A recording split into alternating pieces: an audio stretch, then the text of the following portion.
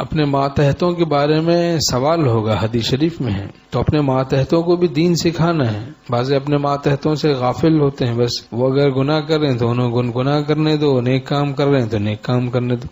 ارے بھائی نیک کام کرنے ہیں تو ان کی حوصلہ افزائی کریں، برا کام کر رہے ہیں تو ان کو روکیں، ان کو روکنا ہے۔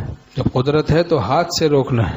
ایک صاحب ملے، انہوں نے کہا کہ میرے 7 گھر تھے، 7 گھر، اور میرا بچہ بس بات سمجھتا نہیں ہے، بری صحبت میں پڑ گیا ہے۔ اپنی اولاد کو نیک صحبت میں لے جانا چاہیے۔ چسکا لگا ہے، جو لوگ نہیں لگاتے چسکا تو پھر کیا ہے، وہ آزادی آ جاتی ہے، کہیں بری صحبت میں مبتلا ہو جاتے ہیں۔ تو کہا کہ وہ بس بری صحبت میں پڑ گیا، وہ اس کے ساتھ مخلص نہیں ہے، یہ ان کے ساتھ بڑا مخلص ہے۔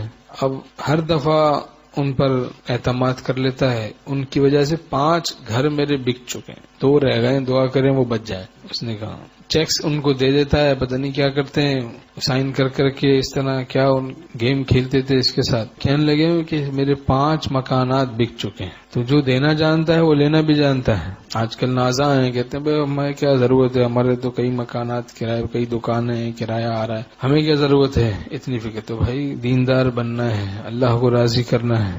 حضرت مولانا مدر صاحب دامت برکاتہم سے سنا ہم نے، فرماتے تھے جو نافرمان اولاد ہوتی ہے وہ ایسی جیسے چھٹی انگلی، وہ دیکھنے کو بری لگتی ہے اور کاٹنے کو تکلیف ہوتی ہے۔ دیکھنے کو بری لگ رہی ہے اور کاٹنے کو تکلیف ہو رہی ہے۔ اب تعلق کو قطع کرو تو بیمار پڑ جاتے ہیں، اور تعلق کو ان سے بحال کرو تو وہ دھوکہ دے دیتی ہیں اولاد۔ اب کیا کریں بھائی، تجھے اولاد کا غم یاد ہوگا اگر تو صاحب اولاد ہوگا۔ ہمارے طالب رحمۃ اللہ فرماتے ہیں تجھے اولاد کا غم یاد ہوگا اگر تو صاحب اولاد ہوگا۔ جو صاحب اولاد نہیں اسے کیا پتا بھائی اولاد کا کیا غم ہوتا ہے۔ ایک صحابہ ہے کہنے کے بس میں کیا بتاؤں، ہر وقت بچے ٹی وی میں لگے رہتے ہیں، بے دینی، گھر میں یہی چل رہا ہے بس، نماز وغیرہ نماز بھی نہیں، کوئی تقوی کا اہتمام نہیں، بس گناہ ہی گناہ چل رہے ہیں۔ اب میں بوڑھا ہو گیا ہوں، میں کیا بتاؤں، بچے بڑے ہو گئے ہیں، اب میں کیسے یہ سب کروں، نکالوں کہ میں نے کہا ابھی نکالیں ٹی وی کی لعنت، نماز روزہ یہ چیزیں سکھائیں۔ کہنے بس اب میرے اختیار سے باہر ہو گیا۔ میں نے کہا اچھا یہ ٹی وی لایا کون تھا؟ میں ہی لایا تھا،